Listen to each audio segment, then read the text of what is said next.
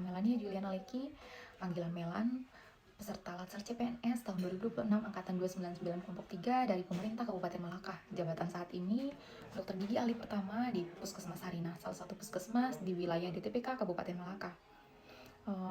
Saya akan sharing refleksi pembelajaran di agenda 2. Ada beberapa tugas dan materi yang kami pelajari. Tugas yang pertama ada penerapan dan pelanggaran nilai-nilai berakhlak ASN. Di situ kami mengerjakan tugas secara kelompok. Sudah dipresentasikan bersama Widya Suara Ahli Muda, Pak Stefseo. Situasi sangat interaktif dan teman-teman begitu antusias dalam pengerjaan kelompok. Di situ kami mempresentasikan dan diberi catatan oleh Pak Widya Suara. Pak Seo mengatakan bahwa penerapan pada prinsipnya adalah menginternalisasi nilai-nilai ASN, nilai-nilai berakhlak dalam lingkungan kerja. Sedangkan kalau pelanggaran nilai berakhlak ASN adalah menyimpang, perbuatan sikap menyimpang dari nilai berakhlak yang kemudian memiliki dampak menurunkan citra ASN sebagai pelayan publik, dan dampak lainnya adalah menurunnya integritas dan profesionalisme. Dari cuplikan, ada juga cuplikan 2 video dari masing-masing kelompok. Di situ menyiratkan bahwa realisasi implementasi nilai berakhlak ASN bukan hanya slogan, melainkan benar-benar yang terjadi dalam realitas kita sehari-hari di lingkungan kerja. Sering kita temui banyak pelanggaran yang sesuai dengan cuplikan video ditampilkan oleh kelompok 1 dan kelompok 2. Selanjutnya di agenda 2, di tugas 2 agenda 2 juga ditampilkan cuplikan video pendek yang menyiratkan integritas dan profesionalisme seorang ASN. Ada 2 cuplikan video. Video yang pertama, Pak Lopa, seorang ASN yang menolak untuk diisikan BBM dan minta sedot kembali BBM-nya itu kepada Pak Jaksa yang mengisi BBM-nya karena dengan alasan dia memiliki uang perjalanan dinas yang harus digunakan untuk mengisi BBM. Dan yang satu lagi ada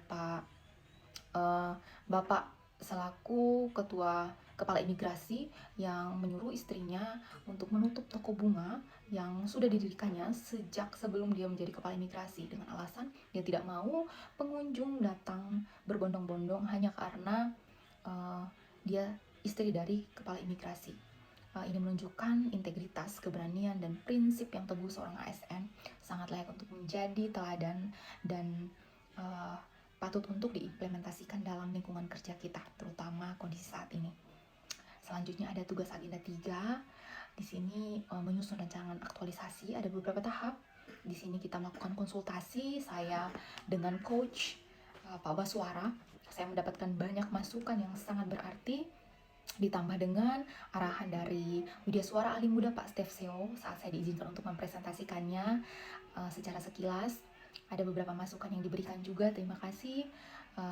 Di sini ada beberapa tahapan, kami mengidentifikasi tugas dan fungsi dalam jabatan saat ini, lalu menentukan tugas dan fungsi yang masih belum optimal dan mengangkatnya, terus membuat list isu disertai dengan alasan, bukti, dan dampak.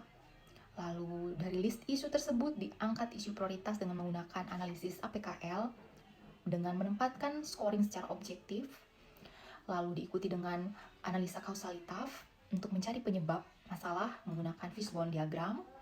Sudah di-ACC-kan, sudah dikonsultasikan bersama coach dan dipresentasikan kepada Widya Suara Pak Seo. Lalu dilanjutkan dengan menyusun draft terkait kegiatan dan tahapan. Tapi sebelum itu merumuskan gagasan masalah dengan memberikan pernyataan positif, menyertakan inovasi dan lokus. Selanjutnya baru merencanakan kegiatan dan tahapan yang harus detail dari awal sampai terakhir monitor evaluasi dan penyusunan laporan serta pelaporan kepada mentor. Ada juga beberapa kutipan yang diberikan Pak Seo di pertemuan terakhir tadi. Ini kutipan Ehrenhalt yang disampaikan oleh Pak Seo. Ada 3 fondasi, yaitu orang yang tepat, sistem yang tepat, dan intensi yang tepat.